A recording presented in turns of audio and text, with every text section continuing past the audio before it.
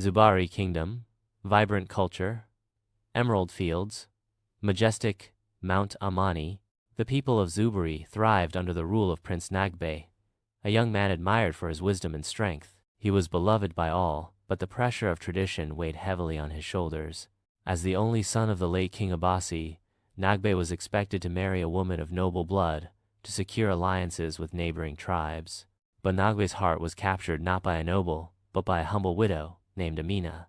After losing her husband to a tribal conflict, Amina dedicated herself to raising her 2 children in a small village on the outskirts of Zubari. She was known for her kindness, nurturing spirit, and unparalleled resilience. Nagbe often visited her village, drawn not just to her beauty, but to the warmth she exuded in a world that had grown cold with strife. One fateful evening, as the sun dipped below the horizon, Nagbe proposed to Amina under the ancient baobab tree, a symbol of strength and endurance. Their love blossomed, and despite the social divide, they chose to marry. The news spread like wildfire through the kingdom, igniting joy in some and outrage in others. Traditionalists were appalled. How could their prince marry a widow, a woman of no status? The wedding was a simple affair held in Amina's village. Villagers gathered, their faces painted with joy and disbelief. Nagbe wore traditional garb, adorned with beads that shimmered under the sun, while Amina wore a handmade dress, woven with the vibrant colors of their homeland. As they exchanged vows, a sense of unity washed over the crowd, but not everyone shared in the joy. In the heart of Zubari, the royal council convened, their faces grim. Chief Mbali, a staunch traditionalist and Nagbe's uncle, stood up with a fiery resolve. "This marriage is an insult to our ancestors. A prince must marry to strengthen our alliances, not weaken them with a union of poverty." His words resonated with the elders, who feared the implications of Nagbe's choice. Days turned into weeks, and tensions grew. Whispers of dissent spread across the kingdom. The neighboring tribes saw Nagbe's marriage as a sign of weakness, an opportunity to challenge Zubari's long-standing sovereignty. A faction led by Chief Mwanga, a rival chieftain who had long coveted the lands of Zubari, began to gather warriors, rallying them with promises of glory and riches. As the sun rose one fateful morning, the sound of war drums echoed across the savannah. It was a call to arms, and the people of Zubari were caught off guard. Nagbe, alarmed by the reports of an impending attack, summoned his council. "We must defend our home, but we must also seek peace. My marriage does not weaken us, it can be a source of strength."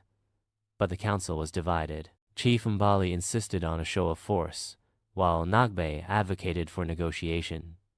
The rift within the royal court mirrored the growing divide among the people. As tensions boiled over, the rival forces clashed in a fierce battle on the plains of Zubari. Amina, witnessing the chaos from afar, felt her heart ache. She had always believed in the power of love and unity. Determined to save her family and her new home, she made a bold decision. Gathering the women of her village, she proposed a plan. "We will not sit idle while our men fight. We will go to the battlefield and speak for peace." With determination in their hearts, the women marched towards the battlefield, carrying banners of peace and love. As the warriors clashed, Amina and her group stepped between the two sides, chanting for peace, their voices rising above the chaos. "We are all children of this land. Do not let our pride lead to our destruction." At first the warriors were taken aback, swords raised in confusion. Nagbe, caught in the midst of battle, recognized Amina's voice and fought through the chaos to reach her. "Amina, what are you doing here?" "Fighting for our future," she shouted, tears streaming down her cheeks.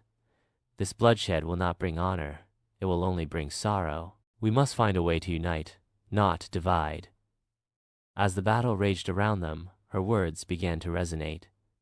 Chief Mwanga, watching from a distance, hesitated. He had always admired the strength of Zubari, but had allowed pride to cloud his judgment. Seeing the women stand firm, he lowered his weapon. "What is this madness? We fight over land, yet here stand the true heart of our people." The sight of the women standing for peace broke the tension. One by one, warriors began to lower their weapons. Nagbe, standing beside Amina, raised his voice for all to hear. "This is not a battle for our future, but a battle for our past. Let us not return to the ways of old, but forge a new path together." Slowly, the warriors began to disperse, the fires of conflict extinguished by the flames of unity ignited by Amina's courage. Chief Mbali, witnessing this moment of reconciliation, realized that Nagbe's marriage to Amina had not weakened their kingdom, but had the potential to strengthen it.